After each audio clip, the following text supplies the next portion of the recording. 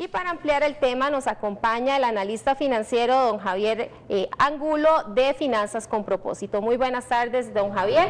Y como veíamos en la información, la mayoría de los ticos no tienen una, sino hasta 5 tarjetas de crédito. ¿Cuánto es lo recomendable tener? ¿Cuántas tarjetas deben tener los ticos? Sí, muchas personas tienen como ver así, como les estoy mostrando acá, es como un llavero donde yo puedo usar la tarjeta de crédito dependiendo del establecimiento que yo me encuentre.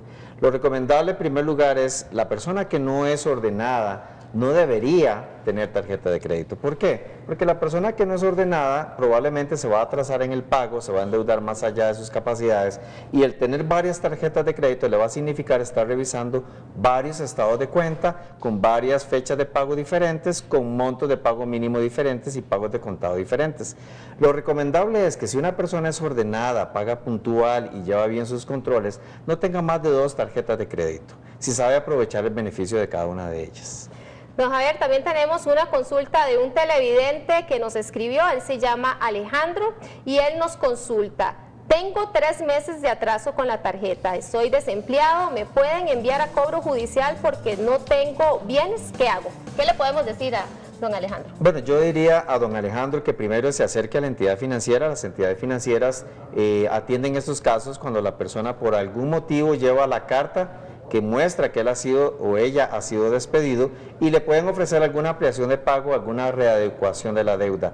No es bueno arriesgarse por el hecho de que no tenga bienes, no quiere decir que no pueda ser objeto de un cobro judicial, porque eventualmente también le podrían embargar cuentas o algún otro bien, o podría poner en riesgo alguno de sus familiares de los cuales él sea fiador de estas personas. ¿En qué momento se deben usar las tarjetas de crédito para que no se conviertan en nuestras enemigas?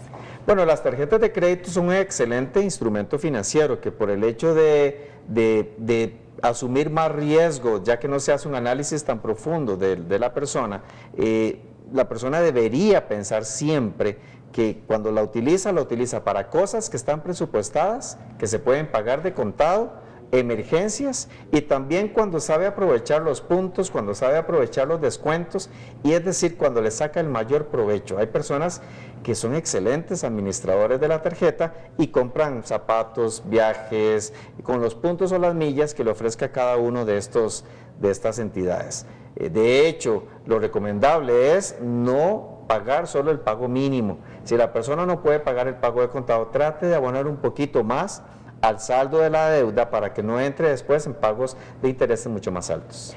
También tenemos otra consulta que nos escribe Daniel y nos dice: tengo problemas con tarjetas de crédito y préstamos personales. ¿Qué consejos me puede dar para salir adelante? ¿Qué le podemos decir a este televidente, que también como él hay muchos? Bueno, lo primero es hacer un mapeo de deudas, es decir, hacer un cuadrito sencillito ahí en un cuaderno donde anote a quién le debe, cuánto, a qué banco o qué tarjeta le debe, cuánto paga mensualmente de cada uno, cuánto es la tasa de interés, cuánto es el saldo que tiene pendiente y cuánto y cuándo vence esa deuda, porque esto le va a permitir al final calcular cuánto paga mensualmente, y este pago mensual lo divide entre el total de su salario líquido y le va a decir cuál es su nivel de endeudamiento. Es decir, si la persona gana 100 y ese pago mensual es de 80, quiere decir que está un 80% endeudado. Debe entonces con este cuadrito ir a la entidad financiera, algunas de las que están acá, y solicitar una readecuación de la deuda, que quiere decir tomar cada uno de estos saldos que él sumó y decir si pueden ayudarle a fundir esos saldos en una sola deuda con una tasa de interés más cómoda y probablemente con un plazo más extendido. Don Javier, también hay personas que incluso ni siquiera saben cuándo es que tienen que realizar el pago mínimo ni qué fecha es el corte de esa tarjeta.